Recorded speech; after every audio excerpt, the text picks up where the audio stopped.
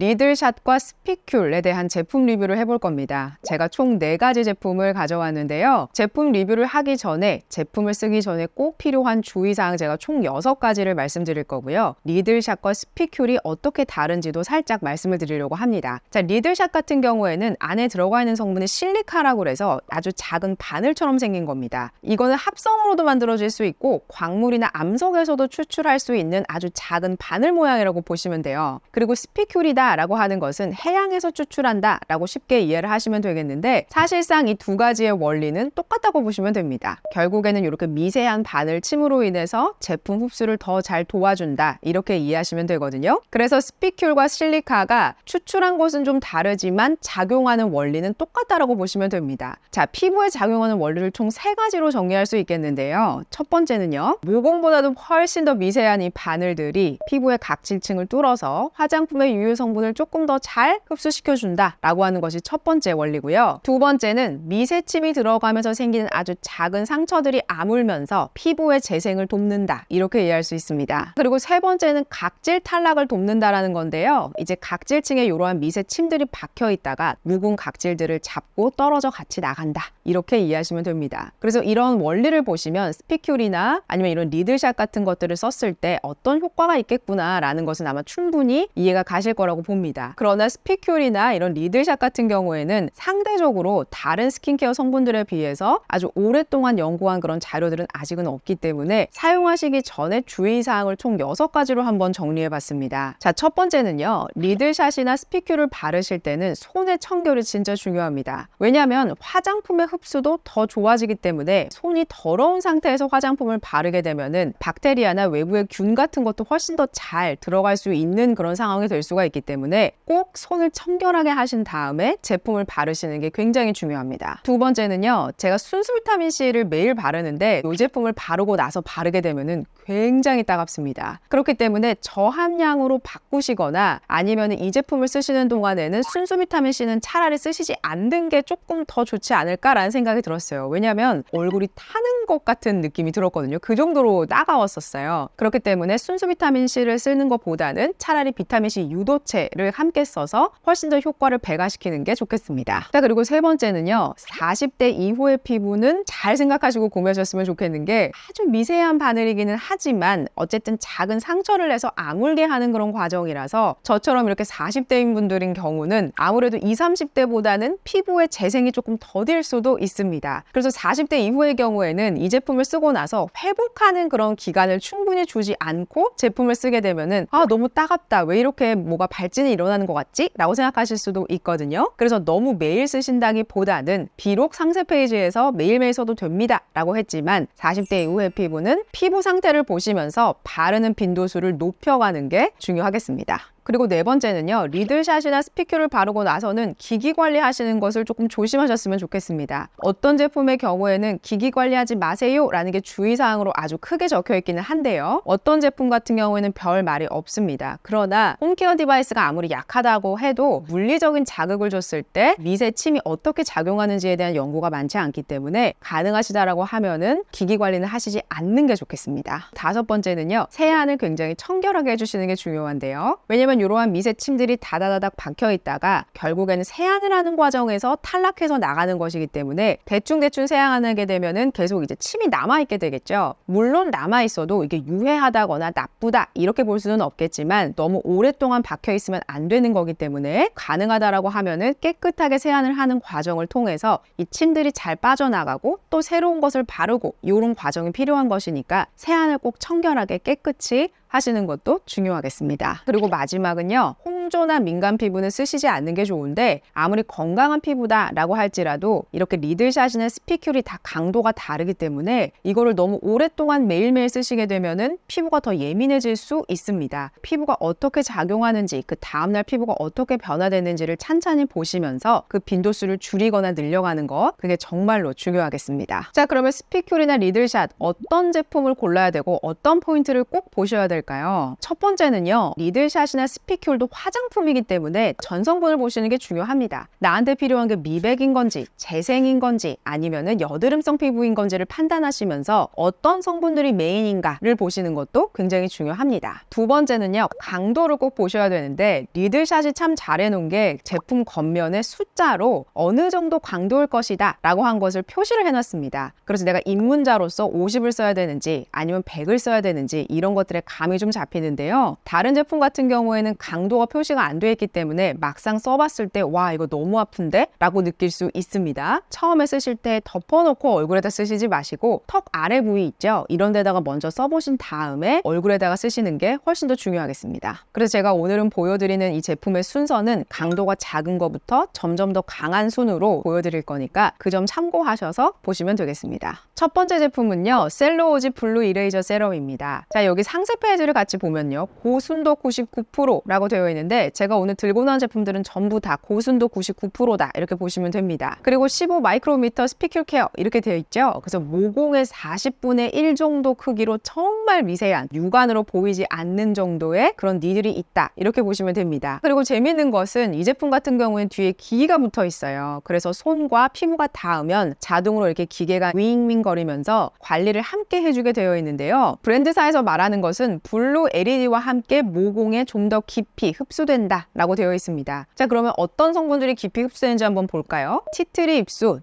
나이아신아마이드, 연꽃 뿌리 추출물 이런 것들이 들어가 있습니다. 제일 먼저 떠오르는 게 뭘까요? 바로 여드름성 피부에 좀 더 도움이 되겠다 이런 감이 오시죠. 안 그래도 상세 페이지에 여드름성 피부 사용 적합 이렇게 되어 있습니다. 그리고 정제수 대신에 티트리 ip수를 썼기 때문에 훨씬 더 여드름성 피부가 썼을 때 도움이 되지 않을까라는 생각이 들었습니다. 그러나 강한 니들의 침을 원해 라고 할 때는 이 제품은 너무 약하다 라고 느낄 수 있습니다. 그래서 제품에 달려있는 이렇게 기기 관리하면서 꾹꾹 눌러주게 되면은 약간의 더 자극이 있기는 한데요. 저는 피부가 얇고 자극에 좀 민감한 피부이기는 한데 이 제품을 발랐을 때 따갑다라는 느낌이 별로 들지 않았어요. 그래서 이렇게 미세 침으로 관리하는 제품으로 입문하고 싶다라고 할 때는 이 제품으로 시작해 보셔도 될 것 같습니다. 특히나 여드름이 있거나 지성 피부인 경우에는 이 제품으로 시작해 보셔도 저는 괜찮다라는 생각이 들었습니다. 다음 제품은 토송 리얼 스피큘 앰플이라는 제품인데요. 이 제품 같은 경우에는 굉장히 꾸덕하고 약간 히알루론산 앰플 같은 그런 제형입니다. 그 스포이드를 넣었다 뺐을 때 찍 늘어나는 그런 제형이기도 한데요. 어떤 피부의 경우에는 약간 좀 끈적거리는 것 같은데 라고 느끼실 수 있는데 보통의 경우에는 스피큘 같은 제품들은 저녁에 바르고 주무시는 게 훨씬 더 효과가 좋기 때문에 이렇게 끈적거린다 이런 것에 대해서 너무 스트레스를 받지는 않으셔도 전 되겠다라는 생각이 들었습니다. 토송 제품 같은 경우에는요, 상세 페이지에서 이렇게 롤러 같은 것들을 별도로 팔아요. 왜냐하면 토송이 앞에서 보여드렸던 제품보다는 조금 더 따갑다라고 느껴지기는 하는데요. 리들샷을 50 정도로 써보신 분들은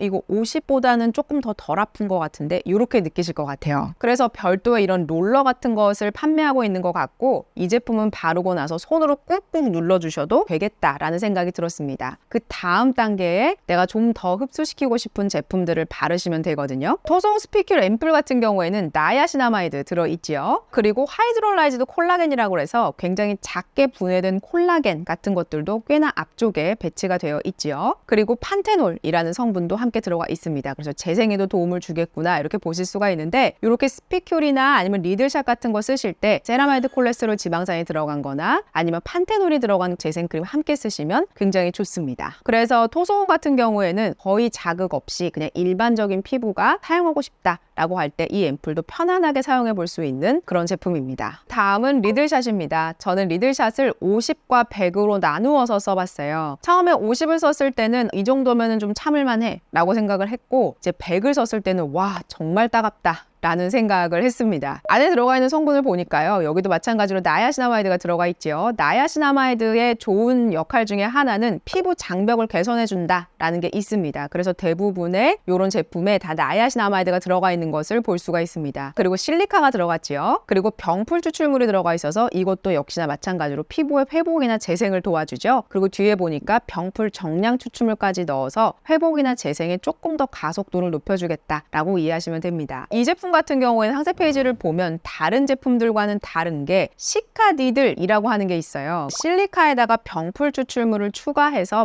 감압하면서 만들어진 그런 제품이라서 이 니들 하나하나에 병풀 추출물이 좀 묻어 있구나 라고 이해하시면 될 것 같습니다. 저는 이제 100짜리를 매일매일 써보는 것으로 했는데요. 리드샷을 쓸 때 레티놀과 함께 써봤습니다. 제가 꼭 저의 스킨케어 루틴에 넣는 게 순수 비타민C랑 나야시나마이드 그리고 레티놀인데, 순수 비타민C와 나야시나마이드는 저는 너무 따갑다라는 생각이 들었어요. 그래서 데일리로 쓰는 것은 0.1%가 함유되어 있는 레티놀을 쓰는데요. 그렇게 해서 100으로 함께 써도 피부에 트러블이 나거나 문제가 되거나 그러지는 않았습니다. 대신에 제가 매일매일 쓰는 루틴에서 비타민C와 나야시나마이드를 빼야 됐기 때문에 그 부분이 조금 아쉬운 부분이 있었고, 리들샷 100과 레티놀을 함께 썼을 때 저는 괜찮다라는 느낌이 들었습니다. 다음은 메디올과 스피큘 크림입니다. 이 제품이 가장 날카롭게 따갑다라는 느낌이 들었는데요. 피부가 두꺼운 분들이 쓰시면 난 이 정도는 괜찮은데? 라고 느끼실 수 있습니다. 리들샷의 100보다 조금 더 강한 것 같긴 한데요. 약간 더 날카롭다라는 느낌을 저는 받았거든요. 이 제품 안에는 나야시나마이드와 EGF가 들어가 있습니다. 그래서 약간 노화된 피부가 쓰시면 저는 조금 더 도움이 되지 않을까라는 생각이 들었어요. 왜냐면 세포의 재생을 돕는 그러한 역할이 들어가 있기 때문에. 대신에 이거는 앞서서 본 것과는 달리 크림 형태죠. 스킨케어의 단계 중에서 마지막 마무리의 크림 단계로 하는 것이어서 다음 단계의 흡수를 높인다기보다는 이 크림 안에 들어가 있는 어떤 EGF 성분을 조금 더 잘 흡수시켜야지 라는 마음으로 제품을 쓰시는 게 더 좋겠다라는 생각이 들었습니다. 저의 경우에는 이 제품 같은 경우에는 좀 가벼워서 추가적으로 다른 보습제를 바르지 않으면 지금 같은 계절에는 좀 가볍다라는 느낌을 받았습니다. 자, 그러면 저는 리들샷이나 스피큘이라는 제품이 잘 맞았을까요? 결론부터 말씀을 드리면 저는 사실은 이런 리들샷이나 스피큘을 썼을 때 뭔가 드라마틱하게 좋아졌다라고 하기는 좀 어려웠습니다. 왜 저 같은 피부는 이렇게 리들샷이나 스피큘을 썼을 때 효과를 크게 보지 못했을까에 대해서 제가 한번 분석을 해봤어요. 첫 번째는 제가 늘 쓰고 있는 스킨케어 루틴을 2가지나 빼다 보니까 피부가 확 좋아지는 것 같은데? 라는 느낌을 받지 못했던 것 같아요. 그리고 또 한 가지는 제가 앞서서 말씀드렸던 거, 전 이제 40대이기 때문에 아무래도 젊은 친구들의 재생 속도를 절대로 저는 따라가지 못한다고 생각을 합니다. 받아들일 거는 받아들여야 되죠. 전 이게 100짜리를 매일 쓰다 보니까 한 7일쯤 됐을 때는 확실히 피부가 붉어진다 라는 생각이 들었고, 그 다음에 이제 우리가 세안을 할 때에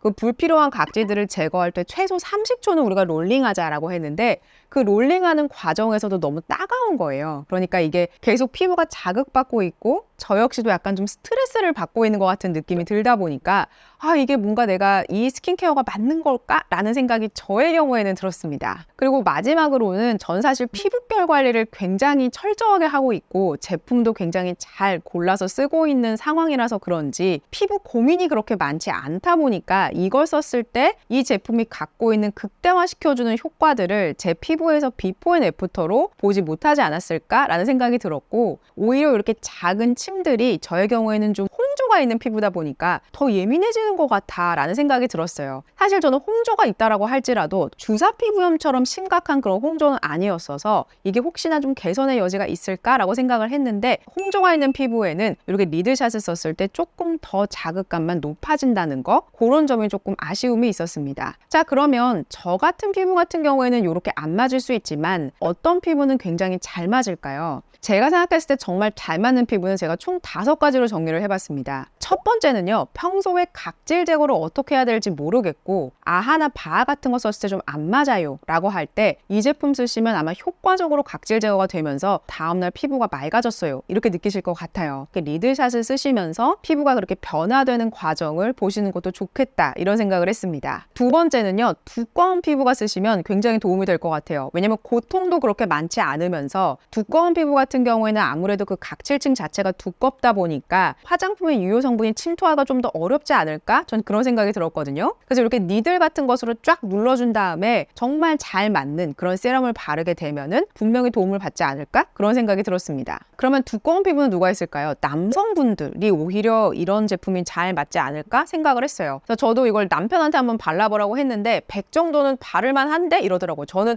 와 따갑다라고 느꼈는데 오히려 이제 남자분들은 괜찮지 않을까? 라고 생각이 들었어요. 그래서 100 정도는 브랜드에서 제안하는 것 것처럼 매일매일 발라도 괜찮지 않을까라는 생각이 들었고, 단 이거를 한 병을 비우시고 나면 한두 달 쉬었다가 다시 또 바르고 그렇게 하는 게 저는 훨씬 더 효과적으로 제품을 쓰지 않을까라는 생각이 들었습니다. 네 번째는요, 2030의 젊은 피부. 그때는 막 각질도 빨리빨리 올라오고 재생도 빨리빨리 되고 이럴 때는 이렇게 리들샷 써보시면서 나하고는 좀 잘 맞는지, 어제의 피부보다 오늘이 조금 더 나아졌는지 이런 거를 보시는 것도 좋겠다는 생각은 들었습니다. 그리고 피부에 좀 고민이 있다, 내가 좀 여드름이 어느 정도 나았고 좀 흉터 같은 것들을 한번 없애볼까? 라고 할 때 니들 같은 것이 들어가서 재생하면서 혹시나 좀 바뀌지 않을까? 라는 부분이 궁금하시다면 저는 이 제품을 써보시는 것도 좋지 않을까라는 생각이 들었습니다. 어디까지나 이렇게 5가지로 정리를 한 것은 제가 좀 생각하고 분석을 해봤을 때 이 제품의 장점과 결합했을 때 어떤 피부가 더 드라마틱한 효과를 낼 수 있을까라는 점에서 한번 생각을 해본 것이고요. 피부마다 받아들이는 정도가 다르기 때문에 강도를 꼭 보시고 제품을 구매하시는 게 좋겠습니다. 자, 그러면 스피큘과 리들샷 어떤 성분과 함께 쓰면 그 효과가 배가 될까요? 펩타이드, 바로 매트릭스라는 성분인데요. 펩타이드가 하는 역할은 뭐였죠? 세포에다가 신호를 보내서 내가 쓰고 있는 다른 성분들의 역할을 훨씬 더 시너지 있게 더 좋게 만들어주는 그런 성분인과 동시에 세포에 신호를 보내면서 콜라겐 합성을 돕게 하는 그런 성분이기도 했습니다. 그런데 이 펩타이드의 유일한 단점은 뭐였죠? 피부 속에 흡수되는 게 좀 어려워요. 그렇기 때문에 솔루션화 됐는지 리포점화 됐는지 이런 것들을 꼭 보셔야 되는데, 리들샷의 장점이 뭐였죠? 피부 속에 조금 더 유해 성분을 잘 침투시킬 수 있도록 도와주는 그런 성분이기 때문에 리들샷이나 스피큘이 잘 맞으시는 분들이라면 펩타이드가 들어가는지를 보시고 펩타이드의 그런 좋은 기능과 함께 사용하신다면 저는 이 2가지의 제품의 장점들이 훨씬 더 배가 되지 않을까라는 생각이 들었습니다.